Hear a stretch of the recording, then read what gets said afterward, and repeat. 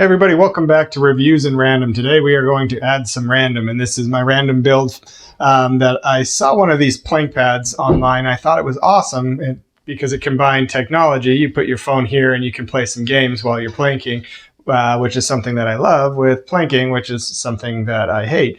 So I decided to build one of these because $150 seemed a little too steep. I will say that the actual plank pad, the one that the company makes, is made out of a lot nicer wood. It's a really high quality product. This is just something to get me by. This can be made for under $25 with a piece of 3/4 inch plywood that you can get at Home Depot. And I will link to that in the description. I don't care if you buy from Home Depot or somebody else. You can, out of a 4x8 sheet, out of a 2x4 sheet, so half of a normal sheet, you can probably make 2 of these. I just did this with some scrap wood. I do want to make a couple notes right before we get started. The first is that I apologize in advance for the sound. I didn't realize I was having microphone problems, so the sound isn't really good on this. I'll make sure that I fix that in the future. And the second thing is that at the end of it, I tell you that I use this without a pad, which I did when I could only do the planks for 30 seconds to a minute. After a minute or so, my arms do start to get sore. So putting a pad on here of some kind would be a good idea. So anyway, all this is 3/4 inch plywood. I'll show you the bottom side to it. Really super easy to make. You can probably make it within a couple hours. I think that's about what it took me. So anyway, let's get started. I also particularly like this model of it because it allows you to use it as a balance board as well. So when I'm setting this up, the dimensions, it's kind of based on the fact that I have this scrap piece of wood here, so I'm working around the dimensions that I have with the scrap piece of wood. I'll give you guys an idea of how you can do this buying some stuff on the cheap from Home Depot or Lowe's or any of your local hardware stores. So when I'm setting up the dimensions, the first thing that I did was measure my stance, so when my feet are shoulder width apart, I'm comfortable if I make the board about 30 inches. The second limitation is that my table saw will only cut to 26 inches, so that's what I'm cutting it to, is 26 inches. Starting out with this is the 3/4 inch plywood. So what you can do if you're not using scrap wood, you're not really limited by that. You can get some plywood at Home Depot and have them cut it down to the dimensions that you want. So even if you don't have a table saw, that works really well. Bear in mind, plywood is very, very prone to chipping out. You see that little chip out there? There's a whole bunch of information on the internet on how to get around that. To be honest, I don't really care because I'm probably going to be covering it up with some sort of a pad anyway. So the first thing that I'm going to do is max out my table saw. I'm going to cut this down to 26 inches. So let's go ahead and get started.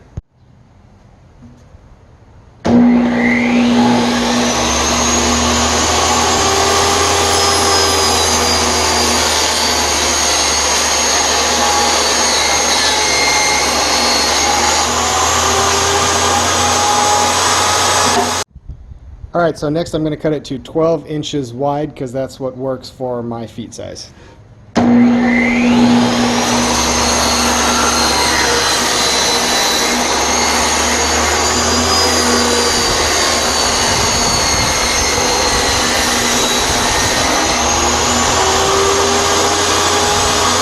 All right, so here is the finished size that I'm going to use for my board. You can see it's a rectangle. It's not super complicated. But what we're going to do next is we're going to get the circles cut out, and there's a couple different ways that you can do the circles. I'm going to show you again, because I'm using my scrap wood. I'm going to show you how I'm going to cut it out to mark that.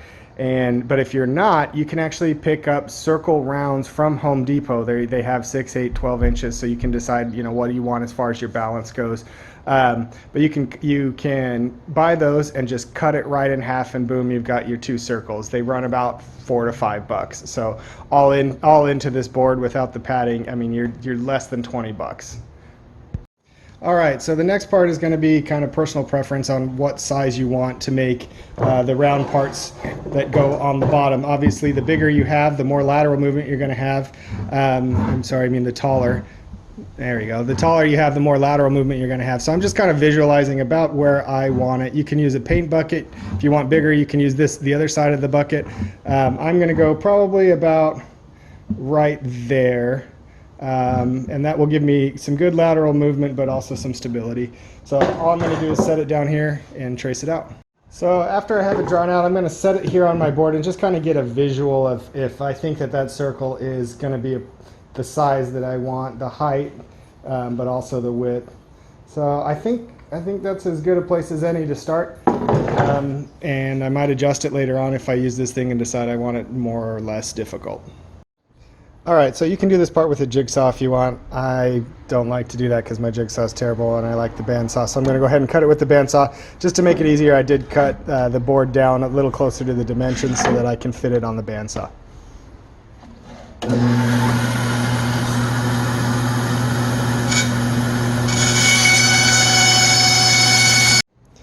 All right, so now I'm going to just set it on here, see if that's still looking right to me. I think that still looks good.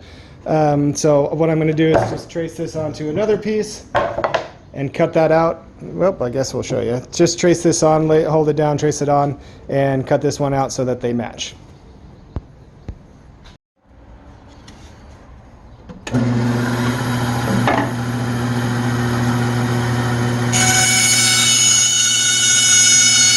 All right, so you can see I'm not the greatest at using a bandsaw, so the profiles aren't exactly perfect. It doesn't matter if they're exactly the same or exactly the right height, but you do want the profiles to match. So what I'm going to do is just clean it up. So I'm going to start by clamping these, cleaning up this flat end here to make sure that these are exactly the same. And then I'll flip it around, flip the clamps around, and I'll make sure that these profiles are the same as well.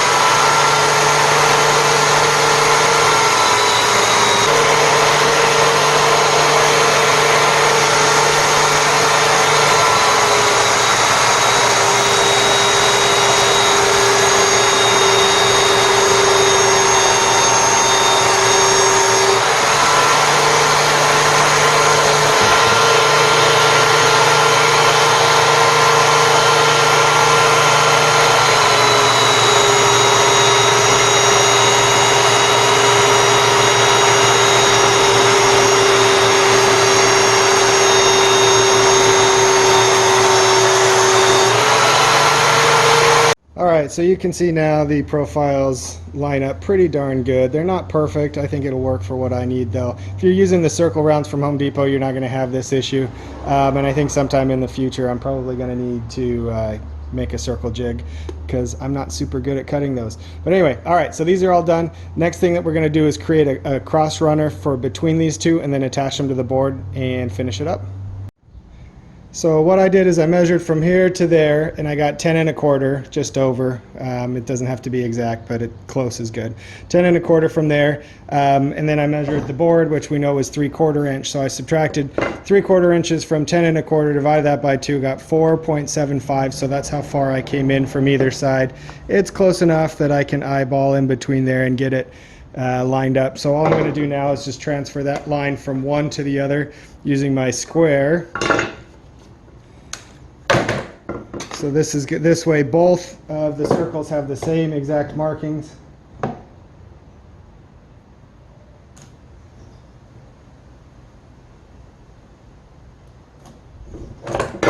And I'm just going to draw it here just to make it a little easier. I'm going to draw it down there, just kind of follow that line through. All right, so now I have the markings. So all I'm going to do is glue it. And either nail it or screw it. I'll probably nail it because I'm feeling lazy. Or you could even just glue and clamp and that would be strong enough. But for now I'm going to glue it and then brad nail it.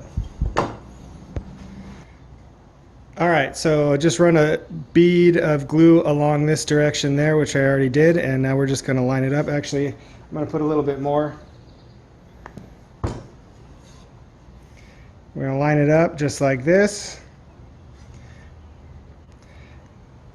Make sure that the faces that you had touching when you sanded, the faces of these circles, are still facing each other when they're spread out. It'll just help make sure that these profiles are the same from side to side, if not front to back. And then also make sure that this part here is completely flush with the front here because this is where it's actually going to be attached to the board. So we're going to set that there, give it a tack. And if you want to be absolutely sure of where you're putting your nails, you can always continue your line down this way. I'm just going to wing it.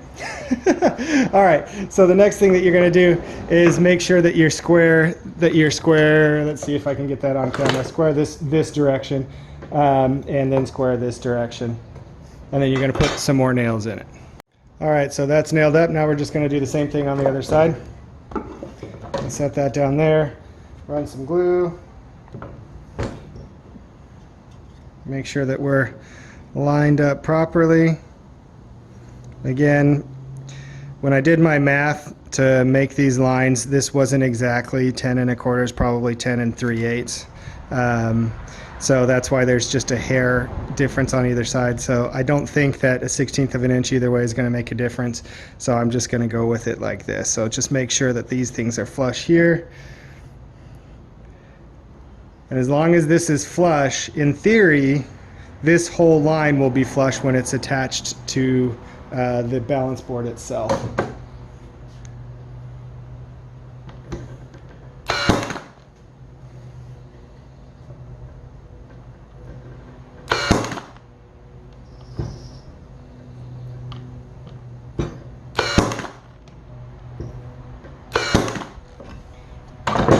All right, and that'll hold while the glue dries. So the next step is to get it attached to the board itself.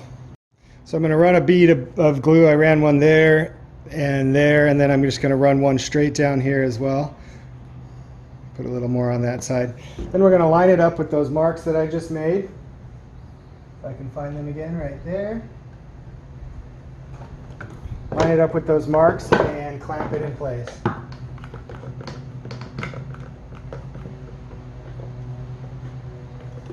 Looks like that's good there, that's good there. It's flush with the front. You can see it's flush with the front here. So now I'm going to make sure everything is square, and I'm going to clamp the other side. Let's get this in place. Just lightly clamp it just to add some tension while I'm squaring it up. So that looks square there. And it's also perfectly flush with the front. So I'm going to tighten this down, and now we can flip it over to the other side and add either some brads or some screws, whatever you like. Wood glue is extremely strong. When it dries as strong as the wood itself. That being said, I think I'm still going to add a screw or two just to make sure that it doesn't go anywhere. All right, so for the screws, I'm going to use what I have laying around, totally overkill. These are just some really solid deck screws, but I've got a huge bucket of them. They're 2.5 inch, so I'm going to put it there. That being said, when you're laying out where you want to put it, you want to make sure that it is far enough into the circle that this does not go through the side. So I'm going to put this one at 9 inches here, and 9 inches here. Oh man, sorry for the noise guys, but we have this awesome rain here, so it's gonna be a little noisy. All right, so we're 9 inches in, and then I'm gonna also want to come in to the side. The reason I measure exactly from those is because I really want these lines these screws to look even. So we're gonna do 9 inches, and I'm gonna do a 1/2 inch. So this is the line, this is the cross for where I'm putting those first screws. So another 1/2 inch here, and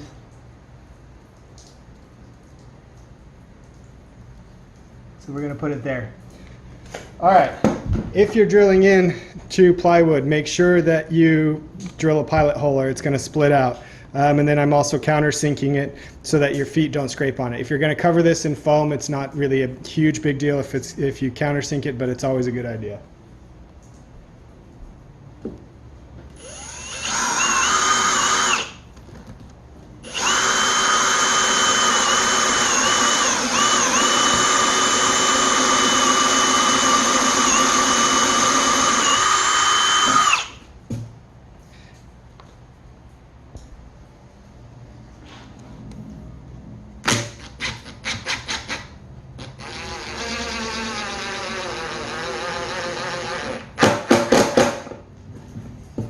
And we're going to just complete that process for, I'm going to do a screw here, and then I'm going to do the bottom side, and then I'm going to do probably at least one or two in the center. I like to overbuild things. This is overkill. You definitely don't need 2.5-inch screws, but that's what I have. So, I will be back with you as soon as I get those done. All right, so now it's all glued up, and the next step is to make a frame to hold your phone. You obviously don't have to miter these. I just did because I wanted to. I want everything to look kind of nice when it's done. But all you have to do is use some scrap wood, some pieces of the cut off from here or something you have laying around, just to make a frame the size of your phone. I didn't show this because every phone is going to be a different size. But one thing that I noticed is when I set the phone inside, it's pretty tight. So it's hard to get the phone out. So what I'm going to do is notch a place for my finger to go, and just pop that phone out. So I marked at the 4-inch mark, and I'm going to take it over here to just going to sand in a little notch right here on this side.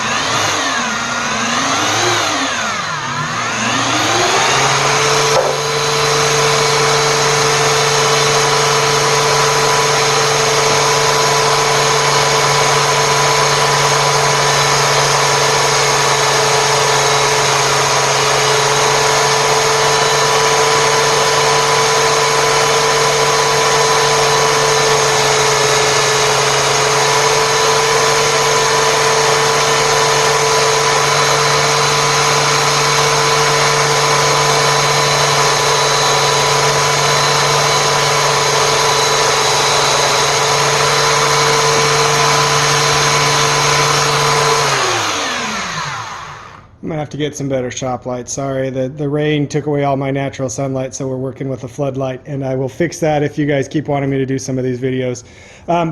So this is a notch. It goes all the way through. I'll double check it before I attach it, but I should be able to just pop my finger in to get the phone out.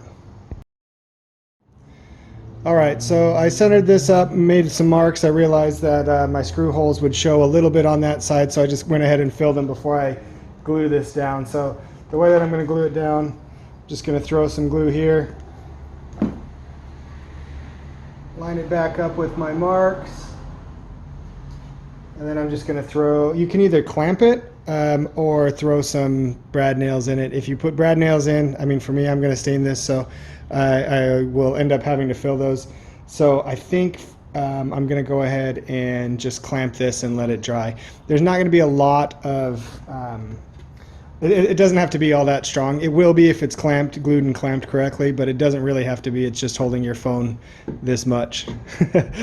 So another option, finished and I'll be done with it. I forgot I had is some CA glue. This will make life a lot easier rather than waiting for it to clamp. So what I'm going to do is I'm going to put a little bit here and a little bit here, a little bit in the center. So it will hold while the glue is actually drying. Then you have just a little bit of the spray activator. It's kind of a one-shot deal though, so you really want to make sure that you're lined up before you press down.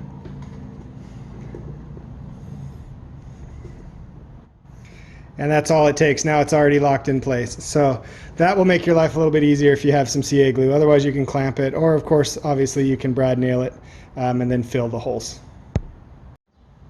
All right, guys, that is it. That's the whole build. The rest is just finishing touches, making it look pretty. So I'll fill all this in with wood putty, sand that smooth. I'll probably round over the edges with the router or just a sander if you don't have a router. Just make it smooth and look a little better.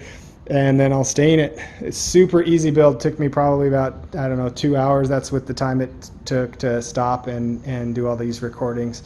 Really, really easy. For me, it was cheap because this was all scrap wood that was given to me. I will find some wood to link to in the description. I don't have any skin in the game. I really don't care where you buy it from. I'm just going to give you an idea. Any 3/4 inch plywood. But to be honest, probably I'm thinking $20, $25 at the most to build something like this, even if you buy the half rounds. So for 25 bucks and a couple hours of your time, I think it's worth it. You can decide what you want to do as far as the padding. I tried it out without padding and it really wasn't that bad, so I think I might keep it this way. well, I don't know. I'll look around and see what I have for pad. You can get foam padding. You can get even a carpet square for really cheap, or a sample carpet for free sometimes, to put some pad on there if it hurts your arms. I don't know if I really want to do that because I'm going to be using it as a balance board too. Probably primarily, honestly, using it as a balance board. So I don't know how much I really want to get that padding dirty. So anyway, we'll kind of see where it evolves from here, but this is the basic thing. If you want to, stick with me and I'll show you the finishing process. Just going to clean up the little burrs that are along the edge of these holes here.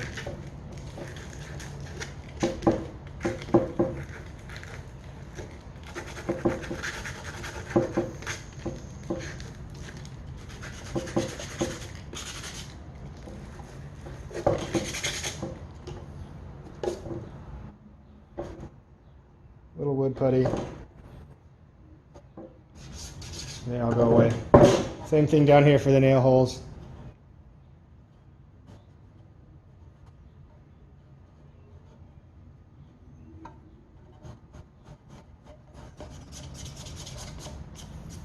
Keep in mind that anywhere you put the wood putty, it's gonna stain a little bit different. You'll see. All right, next step is to round over the edges. I'm just using a palm router with a round over bit. Most of my stuff is rigid. I'm obviously not sponsored by Rigid by any means, but I like their stuff because they have a lifetime warranty and they work well. All right, so let's go ahead and round this over.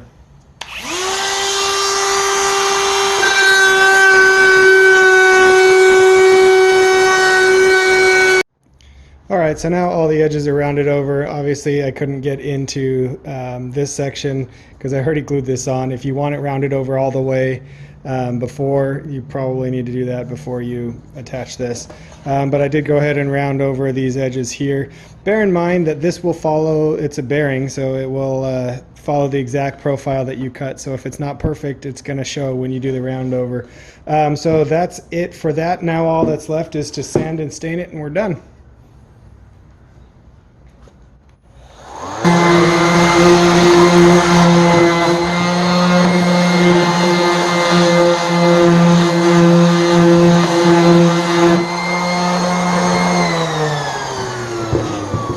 All right, two things that I forgot to mention. One, this is plywood. Plywood is just a bunch of pieces of wood glued together. So you will get some of these splits every now and again. You can fill them up with just the same wood filler and let them dry, and it will look better than having a hole there. And then the second thing is that because it's wood that's glued together, it's got a pretty thin veneer on top for the finish part of it, so you don't want to sand too aggressively, or you can sand through the nice part of the wood. So I'm going to fill the spots that I missed here on the side, finish sanding, and then we'll be ready to stain. So the last step is just to stain this. I'm using some Cabot. It's an oil-based penetrating stain that I bought a ton of because I did my treehouse with it. So I've got a whole bunch left. So pretty much everything I built for my workout area downstairs is this same stuff. So that's all I'm going to use for this.